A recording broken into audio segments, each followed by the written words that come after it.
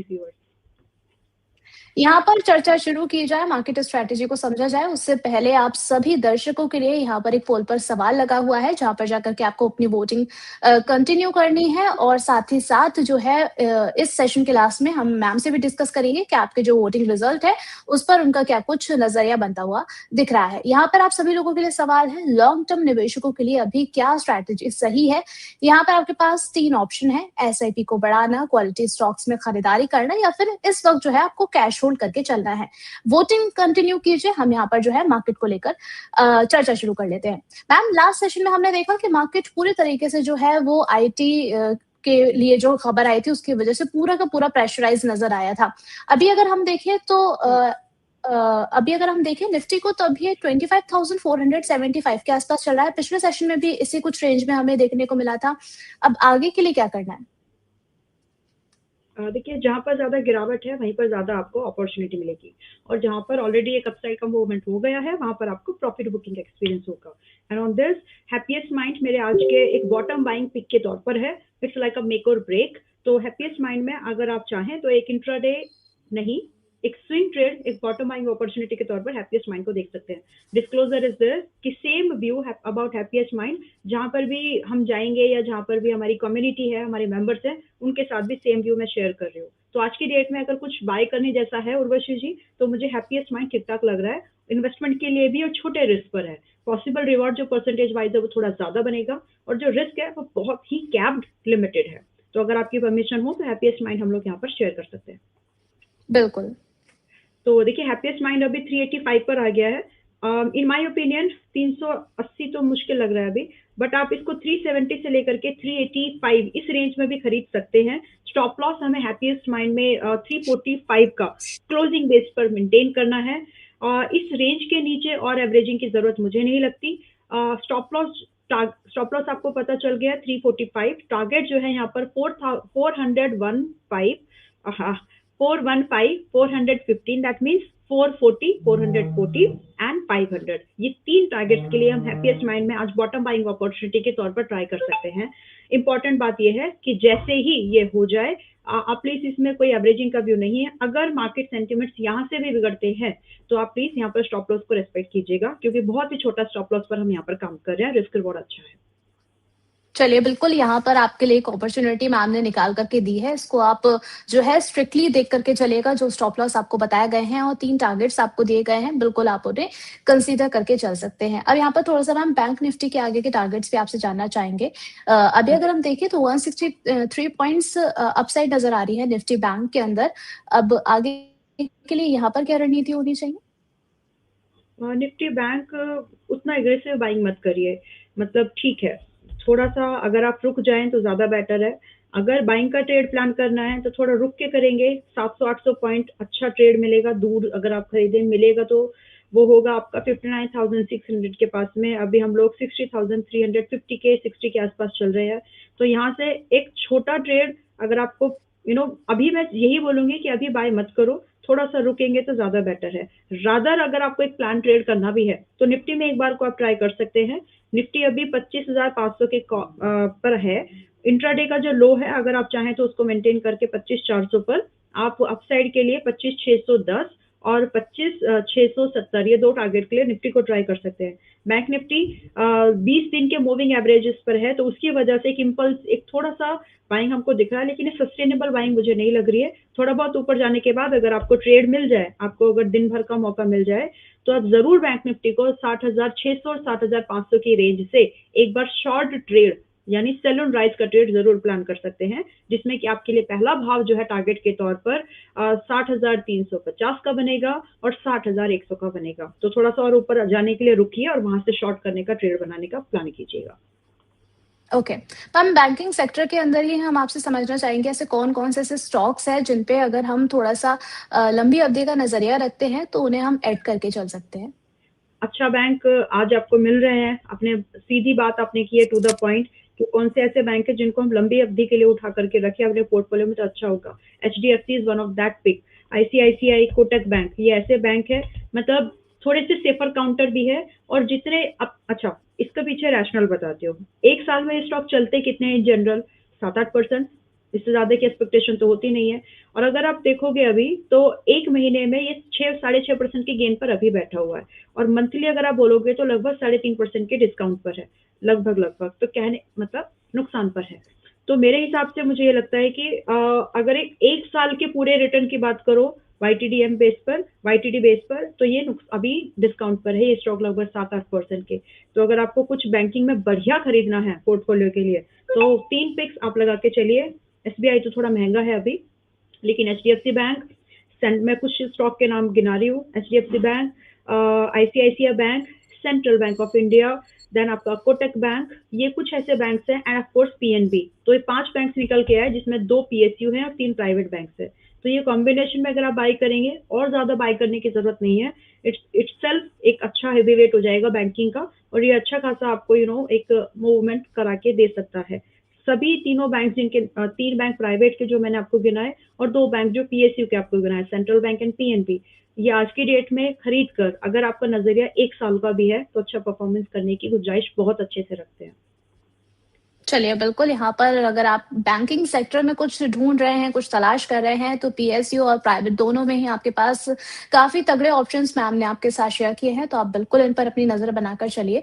लंबी अवधि के लिए मैम को ये काफ़ी बेहतर लगते हुए नज़र आ रहे हैं। मैम यहाँ पर कुछ क्वार्टर 3 के रिज़ल्ट भी आए हैं, उन पर भी आपका नज़रिया जानना चाहेंगे। सबसे पहला और सबसे ज़्यादा दिलचस्प नाम जो है ओला इलेक्ट्रिक का है। क्वार्टर के जी। रिज़ल्ट देखें तो उसमें भी जो है काफ़ी शार्प हमें डिक्लाइन देखने को मिला है। प्रॉफिट जो है वो अब 487 करोड़ के लॉस पर है। रेवेन्यू भी 470 करोड़ के लॉस पर है, 55% की डिक्लाइन यहाँ देखने को मिल रहा है। एबिटा की बात करें तो अगर हम देखें तो ये भी 270 करोड़ के जो है वो लॉस पर चलता हुआ नज़र आ रहा है। ओला को लेकर के अब आपका आगे का क्या नज़रिया है? बिल्कुल इसे दूरी बनाकर चलनी है या इसमें कुछ पोटेंशियल आपको लग भी रहा है कि आगे के लिए दिखेगा?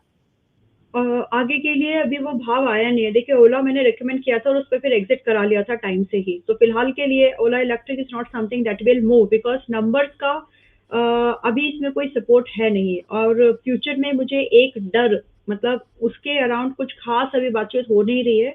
बट अगर हमें टू व्हीलर मार्केट में भी जैसे कि ऑलरेडी बातें चल रही हैं कि जर्मन मेड या फिर यूएस मेड, अगर ब्रांड्स इंडिया में एंट्री करते हैं टू व्हीलर पर्टिकुलरली, तो फिर इस कंपनी के लिए थोड़ा सा और कंसर्न हो सकता है। तो फिलहाल के लिए इस गिरते हुए स्टॉक को क्या खरीदना चाहिए amid the week results? No. और खरीदने का विचार भी करने से पहले मैं चाहूंगी कि आप लोग 24 रुपए का वेट करो। 24 करंटली इट्स 29, यहाँ तक तो कम से कम वेट करिए और इसके बाद एक बार रिव्यू कराइएगा।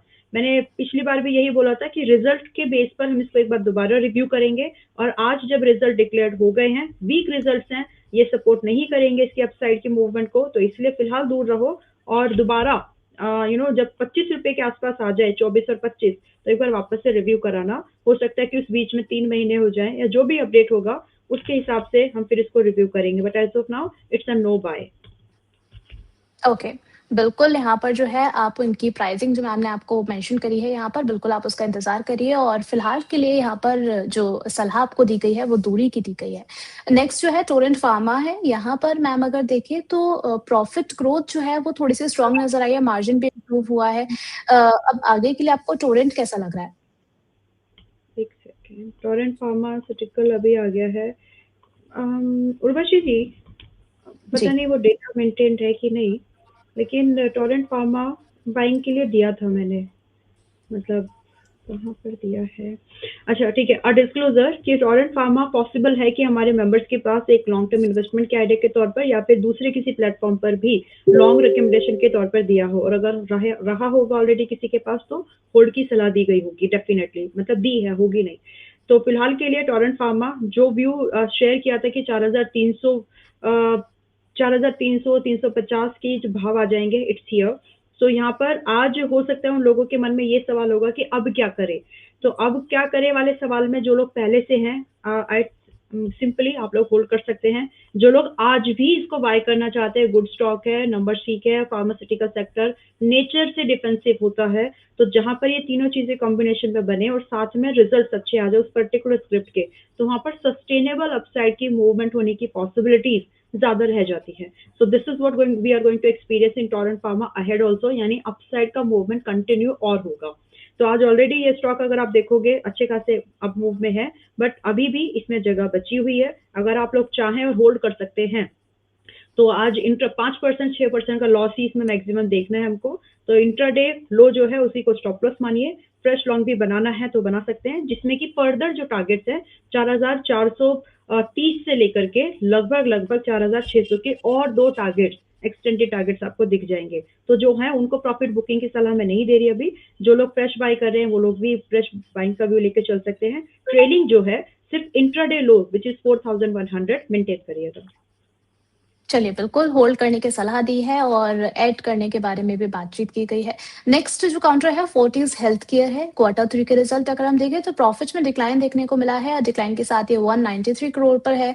रेवेन्यू देखें तो 2265 करोड़ की अपसाइड इसमें देखने को मिल रही है। एबिटा में 35% का अपसाइड है और मार्जिन में भी इंप्रूवमेंट देखने को मिला है 22.3% का। मैम, फोर्टिस हेल्थ केयर पर आपकी क्या व्यू रहेगा?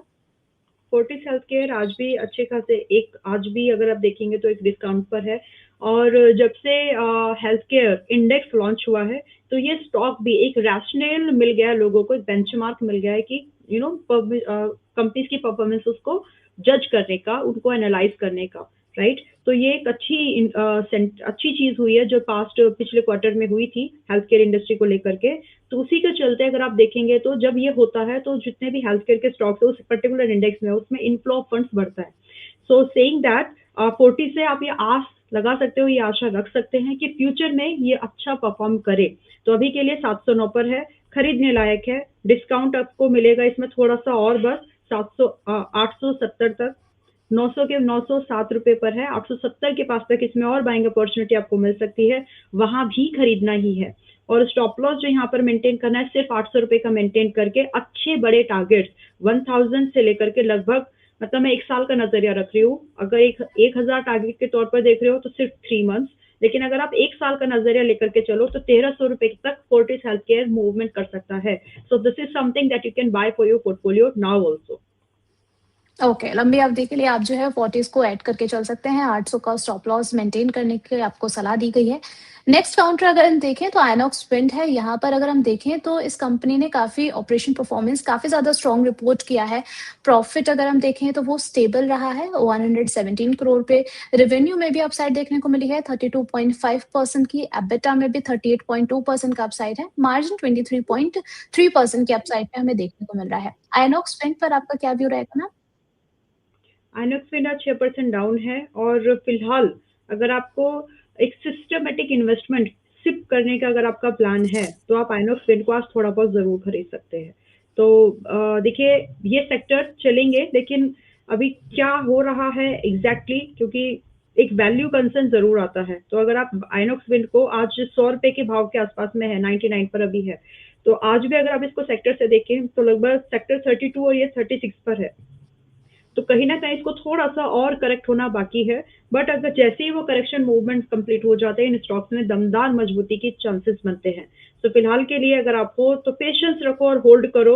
और अगला जो अगर आपको सिप करना है नॉट एट 99, जस्ट वेट, आपको 85 भी दिखेगा। 85 से हम चलिए, एक्सपेक्टिंग उर्वशी जी की 85 के बाद ये थोड़ा बढ़िया रिबाउंड करने के लिए तैयार होगा। ठीक है। यहाँ पर जो है आइनॉक्स विंड को आप देख कर के चल सकते हैं। नेक्स्ट काउंटर हम बात करें तो एनबीसीसी का भी क्वार्टर का रिजल्ट आया और यहाँ पर जो है प्रॉफिट अगर हम देखते हैं तो उसमें अपसाइड देखने को मिल रही है 193 करोड़ के आसपास इन्होंने इसको रिपोर्ट किया है। रेवेन्यू में 7.6% का अपसाइड है। एबिटा अगर देखें तो इसमें एक हल्की स्लाइटनेस देखने को मिल रही है। मार्जिन स्टेबल देखने को मिला है इनके क्वार्टर रिजल्ट में। एनबीसीसी मैम यहाँ क्या करना चाहिए?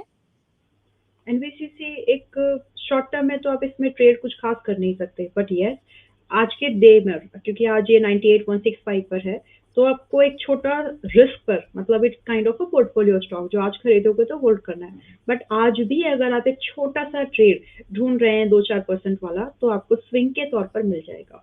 तो 98, 97, 97 से 99 इस रेंज में हम बाय ले सकते हैं। स्टॉप लॉस हम यहाँ पर सिर्फ मेंटेन करेंगे 91 का, थोड़ा सा बड़ा ही है। हालांकि इसके अगेंस्ट में आपका स्टॉप लॉस 100 जो टारगेट है आपको जो यहाँ पर कम से कम 103 का टारगेट पहला एंड दूसरा टारगेट एक्सटेंडेड अगर आप देखें तो 107 का आपको स्विंग के तौर पर बन सकता है।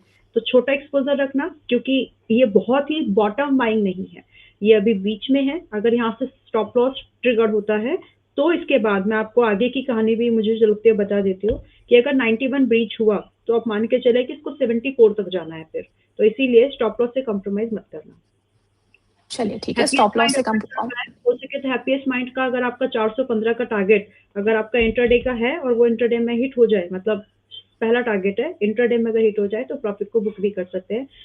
जैसे मैं बोलती हूँ ना कभी कभी कि ये बॉटम बाइंग है, तो हैप्पीएस्ट माइंड लगा वैसा है, एनबीसीसी बॉटम बाइंग नहीं है। तो आप समझ जाइए कि कहाँ पर आपको किस तरह का फोकस रखना है, कहाँ पर आप थोड़ा सा क्या बोलते हैं उसको, कि आप थोड़ा सा एक्सपोजर अगर थोड़ा सा बढ़ाएं भी तो चल जाता है, लेकिन कुछ स्टॉक्स में एक्सपोजर कम रखना है जहां पर आपका रिस्क डिफाइंड तो है, लेकिन उसके बाद अगर वो लेवल टूटता है तो और ज्यादा डिक्लाइन पॉसिबल है। तो ऐसी जगह पर जहां पर बीच में लटके हुए स्टॉक्स हैं वहां पर थोड़ा सा कॉशियस अप्रोच रखिए। चलिए, बिल्कुल, जहाँ पर आप आपकी अप्रोच जो है वो लटक सकती है, तो वहाँ पे थोड़ा-सा आपको ध्यान देने की ज़रूरत है। हैप्पीएस्ट माइंड को देखने की आपको सलाह दी गई है। नेक्स्ट और बात कर लें हम आईआरबी इंफ्रा की। यहाँ पर मैम अभी अगर हम देखें तो गिरावट ही देखने को मिल रही है। 1 महीने में जो है केवल 1.5% ही बढ़ा है। क्या करना चाहिए? यहाँ पर इसके क्वार्टर के रिज़ल्ट आए हैं, उसमें भी अच्छा खासा डिक्लाइन हमें देखने को मिला है। मार्जिन, एबिटा दोनों ही स्टेबल इन्होंने रिपोर्ट करे। आपकी क्या सलाह रहेगी मैम? फिलहाल इसमें फ्रेश लॉन्ग तो नहीं करना है उर्वशी जी, और खरीदना है तो ये 42 पर ये स्टॉक आया है, खरीदना है पहली बात तो, बट खरीदना है हमको इसको और सस्ते में, और ताकि हमारा रिस्क बहुत कम हो जाए और वहां से रीबाउंड की जो पॉसिबिलिटीज हैं वो ज्यादा बने। तो 42 पर है, don't buy at this price, try to buy as close to at 38 and 39, और वहां से कम रिस्क है। रिस्क आपको सिर्फ वहां पर 36 रुपीज का मेंटेन करना है, यानी स्टॉप लॉस, और पॉसिबल टारगेट थोड़े अच्छे लेना, बड़े लेना, क्योंकि बनने के चांसेस हैं उसमें। तो पहला ही टारगेट आप यहाँ पर फिर जब आप 38 36 की रेंज में खरीद रहे हो, 39 38 37, ये 3 रुपए की रेंज है जहां पर आपको ये स्टॉक कुछ दिन ठहरते हुए भी दिखेगा। तो उसके बाद में आपको 45 से लेकर के अप टू 52 रुपीज के ये 2 टारगेट के तौर पर जरूर वेट करना चाहिए, और 35 रुपीज का स्टॉप लॉस मेंटेन करना। चलिए ठीक है। अब यहाँ पर कई सारे क्वेश्चंस भी आए हुए हैं मैम, आपके व्यू उस पे जानना चाहेंगे। सबसे पहले विनीता गुप्ता जी का क्वेश्चन है, कह रही हैं कि एबीएफआरएल और ABLBL at 282 before demerger, please suggest a strategy, what should I do?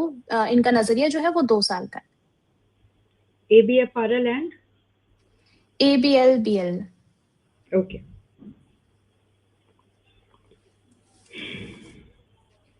तो एबीएफआरएल क्लियर कट होल्ड है, 73.80 पर है, होल्ड करिए कम से कम 93 से टारगेट के लिए, और थोड़ा लंबी अवधि का समय दे दो इसको, जितना गिरना था I think it's done, now it's time to a bottom buying view, और यहाँ से अच्छे रिटर्न की पॉसिबिलिटीज है। आपने डीमर्जर्स की पहले की आपकी बाइंग है, तो ऑलरेडी ये स्टॉक मतलब आपको बहुत ज्यादा नुकसान में नहीं रख रहा है कुछ, क्योंकि आपको दूसरे स्टॉक की अलॉटमेंट मिली है।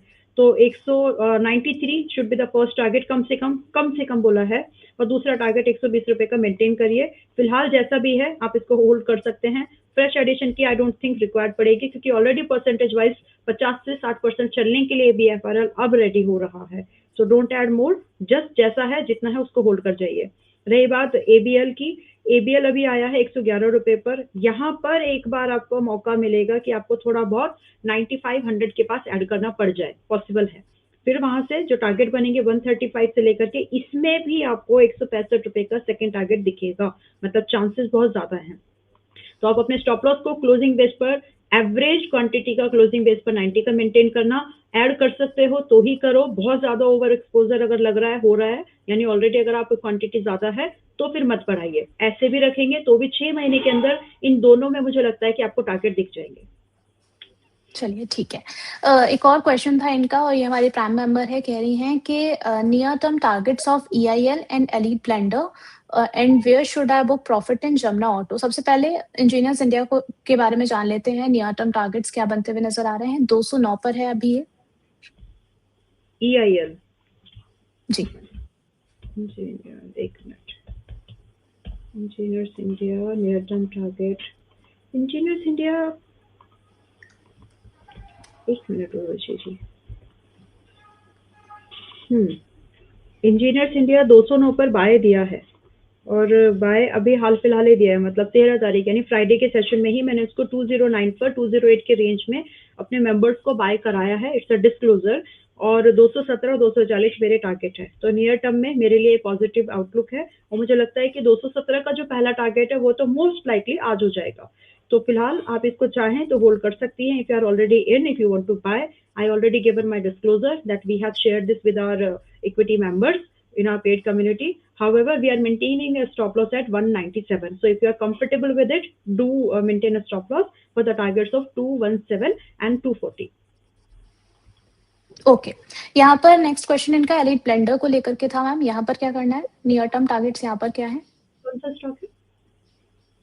Elite blender. Okay, ADBL is it? 524 पर ये ट्रेड कर रहा है मैम अभी।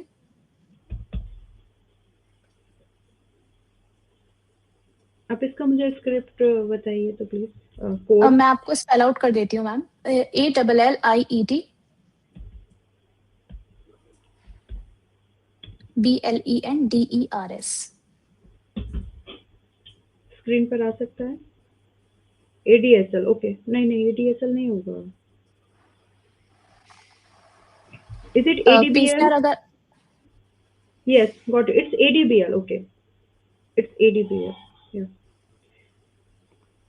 ठीक है, तो ADBL अभी 524 पर है एंड यहाँ से बनने तो देखिए अपसाइड के मूवमेंट चाहिए and if you are already hold yes, but maintain a strict stop loss. मतलब जितने भी सिन गुड्स वाले जो स्टॉक्स है ना, ऑलरेडी अच्छी खासी पिटाई हो गई है इनकी। Now this is the time, it's like most of the stocks bottom buying पर है। जैसे VST इंडस्ट्रीज लेते हैं, दूसरा स्टॉक आपका सोलर विनयार्ड लेते हैं, या फिर आप there are many stocks like that. But अगर आप पर्टिकुलरली अगर आप ये बात करें तो कुछ स्टॉक्स उसमें से बीच में आ गए हैं कि अभी उन्होंने बॉटम बाइंग कर ली है। उसमें से ADBL एक पहला स्टॉक रहा है। तो फिलहाल के लिए आप इसको अगर होल्ड करना चाहती हैं होल्ड इट, बाय करना चाहती हैं बाय। इनकी बाइंग बताया नहीं इन्होंने आई थिंक। तो स्टॉप लॉस यहाँ पर 470 का मेंटेन करें और जो टारगेट है कम से कम 600 रुपए से लेकर के अच्छे टारगेट यहाँ पर 630 के मेंटेन करें। बिकॉज जो भी एक बैड न्यूज फ्लो था वो ऑलरेडी इसमें हो चुका है। प्राइसिंग मुझे लगता है सब कुछ है, तो यहाँ से ये स्टॉक मेक और ब्रेक की कंडीशन में है। Most of the stock bottom buying पर है, तो फिलहाल आप इसको होल्ड करके चल सकती हैं। ओके, होल्ड करने की आपको सलाह दी गई है विनीता जी। और यहाँ पर नेक्स्ट इनका जो क्वेश्चन था ये था कि where should I book profit in Jamna Auto? Okay, Jamna Auto, very good, happiest mind is working very well. Okay, तो जमुना ऑटो अभी 148 रुपए के पास में आया है। एक सेकेंड, इसको भी हम देखेंगे एक बार। Most likely it was in recommendation और जमुना ऑटो 13 को मतलब 13 फेब को और 131 से 131 रुपए के प्राइस के पास में इसको मैंने रिकमेंड किया है, जिसमें कि 150 रुपए मेरा पहला टारगेट है एंड इसका पहला टारगेट जमुना ऑटो का हमारे लिए हिट हो चुका है। So if you are with our recommendation, because मेरे ख्याल से हमने उस समय भी इसमें रिकमेंडेशन यही दी होगी कि हमने मेंबर्स को ये दिया है। अगर आप हमारे व्यू के साथ हैं तो आप इसको चाहे तो होल्ड कर सकते हैं, आई मीन प्रॉफिट को बुक कर सकते हैं। 10% का प्रॉफिट सिर्फ एक ट्रेडिंग सेशन आप बोले तो हमको मिल रहा है। बट आउटलुक क्या है, क्या इसमें कुछ ऐसा कुछ फेरबदल या बदलाव लग रहा है व्यू में? ओके, टाइम हो गया। तो क्या अभी हमको यहाँ पर प्रॉफिट बुकिंग करके पूरा साफ कर लेना चाहिए? वैसा भी नहीं है। इफ यू कैन, मेरी बाइंग यहाँ पर 131 की मैंने सजेस्ट की है। अगर आप लोग चाहें तो 140 रुपए पर फ्रेश बाइंग भी, मतलब 147 पर अगर आप फ्रेश बाइंग ले रहे हैं तो आप 140 रुपए का ही स्टॉप लॉस मेंटेन करिएगा। जमुना ऑटो नया हाई लगा सकता है। और रही बात टारगेट, तो मैं आपको बता दूं कि हमने अपने मेंबर्स को 131 के पास बाय कराया था, जिसमें कि 150, 160, 175 एंड 200 ये 4-5 टारगेट्स दिए हैं। अब जैसे स्विंग का टारगेट 150 था, गॉट हिट, बट 200 तक के लिए अगर आपको वेट करना है तो 2 क्वार्टर्स का समय देना टारगेट पॉसिबल है। चलिए ठीक है। यहाँ पर जो है हमारे साथ आगे की चर्चा करने के लिए दंत कैपिटल के फाउंडर ऋषभ सर भी जो है वो ऐड हो चुके हैं, जो कि आप लोग के आगे के क्वेश्चंस के जवाब भी देंगे। सर बहुत बहुत स्वागत है आपका फाइनेंस के आने पर। Thank you so much Urvashi, और अंबाला मैम को भी नमस्कार। Thank you so much. Okay. नमस्कार आपको। यहाँ पर मैम आपसे भी अब जो है यहाँ पर जो हमारा पोल क्वेश्चन था उसके बारे में भी जानना चाहेंगे कि व्यूअर्स का जो नज़रिया है, जो रिज़ल्ट है उस पर आप क्या विचार रखती हैं? यहाँ पर आप सभी लोगों के लिए क्वेश्चन था कि लॉन्ग टर्म निवेशकों के लिए अभी क्या स्ट्रैटेजी सही है? यहाँ पर 3 विकल्प थे, एसआईपी को बढ़ाना, क्वालिटी स्टॉक्स में खरीदारी या फिर कैश होल्ड करना चाहिए। सबसे ज़्यादा क्वालिटी स्टॉक्स की तरफ लोगों का रुख दिख रहा है, 48% वोटिंग इसको की गई है। एसआईपी की तरफ 37% और कैश होल्डिंग को 15% तक वोट किया गया है। आपका क्या व्यू रहेगा मैम इस पर? यहाँ पर अपनी सिप्स को थोड़ा हो सके तो बढ़ाइए और कोशिश ये करिए, अगर आप करते हैं एक्टिवली तो क्वालिटी स्टॉक्स में आज भी हमने कुछ 5-6 स्टॉक्स के नाम लिए हैं, 2-3 स्टॉक्स में रिकमेंडेशन के तौर पर भी है, वो सब अच्छी क्वालिटी के स्टॉक्स है जो आप होल्ड कर सकते हैं। तो क्वालिटी स्टॉक्स में सिप बढ़ाइए।